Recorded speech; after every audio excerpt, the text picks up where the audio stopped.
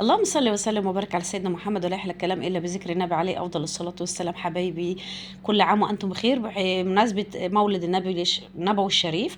خلاص هانت على الابواب. نعمل الحلويات بتاعت مولد النبي، حاجات بسيطه وسهله، ممكن نشتريها من بره بتكلفه كبيره جدا، بس لما نعملها في البيت مش هتبقى بنفس التكلفه. معايا اول حاجه، ده نص كيلو من السمسم. السمسم ابيض مش متحمص، انا شاريه من عند العطار، مش متحمص ابيض. حطيته هنا على النار، هنبتدي نحمصه. طبعا انا الصينيه زي ما وريتكم في البدايه ان انا صينيه عاديه اللي هي بتاعت كريمه المكرونه بالبشاميل يعني، او بصينيه البطاطس، اي حاجه مستطيله او مربعه ممكن نعمل فيها. معايا هنا السمسم انا حمصته بالشكل ده كده، ما حمصتوش غامق، انا مش عايزاه يبقى غامق، انا حابه اللون اللي هو الذهبي زي اللي بنشتريه كده. الحاجه لما نشتريها من بره بتبقى بنفس الدرجه دي، بتبقى حلوه قوي، يبقى زي ما بيقولوا كده شكله طعم. دهنتها زيت. معايا هنا كوبايه من السكر، نص كوبايه من الميه، في نفس الطاسه اللي انا حمصت فيها السمسم بتاعي، وهنرفعها على النار. انا بفضل اقلب فيها عشان السكر بتاعي كله يدوب، ما يبقاش محبب مخرز معايا يعني. اول ما خد اللون الذهبي ده، ضفت السمسم عليه، لون اللي هو اللون الكراميل. ضفت السمسم ونقلب. ده نص كيلو، كوبايه من السكر، نص كوبايه من الميه، بسيطه وسهله، ومخدتش معايا وقت خالص. مسافه 10 دقايق يا دوبك هديت، لقيتها قرمشت وحمصت كده وبقت حاجه تحفه بجد. احنا من عشاق السمسميه والحمصيه، وطبعا هنكمل بقيه الفيديوهات ان شاء الله من حلويات مولد النبوي الشريف بنفس الطريقه. هنشوف مع بعض كل الحلويات اللي احنا بنحبها ونحب ان احنا نعملها لاولادنا، وبنشتريها بمبلغ وقدره. انا عندي كيس سندوتشات عادي، فتحته اهو في الصينيه ودهنته عليه بالزيت عشان تطلع معايا. لازم كيس بلاستيك.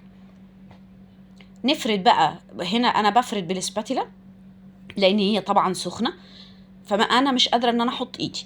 هنا برضو لقيتها بتلزق معايا، فدهنت، لبست كيس بلاستيك برضو ودهنته سنه كده من الزيت عشان تتفرد معايا ما تلزقش، لان البليسباتيلا بتنتش كده معايا تلاقوها معجنه. طبعا انا فردتها السمك اللي انا محتاجاه. هنقطعها بالطريقه اللي احنا محتاجينها على حسب ما بتحبوا. هي سخنه، كل ده وهو سخن هتبقى حلوه قوي مظبوطه معايا. مش هستنى ان هي تنشف عشان ما تطلعش كتله واحده كده في بعضها. انا هنا بقطعها الحجم برضو اللي انا عايزاه، ممكن رفع عريض شويه، ممكن مربع، زي ما نحب بنعمل.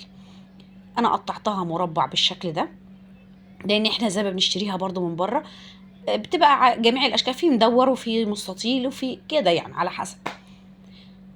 اهو قسمتها بالسكينه زي ما انتوا شايفين كده. طبعا بنحاول برضو ان احنا نظبط الاطراف عشان لما اجي اقطعها ما تتكسرش معايا. بنسيبها طبعا تهدى خالص.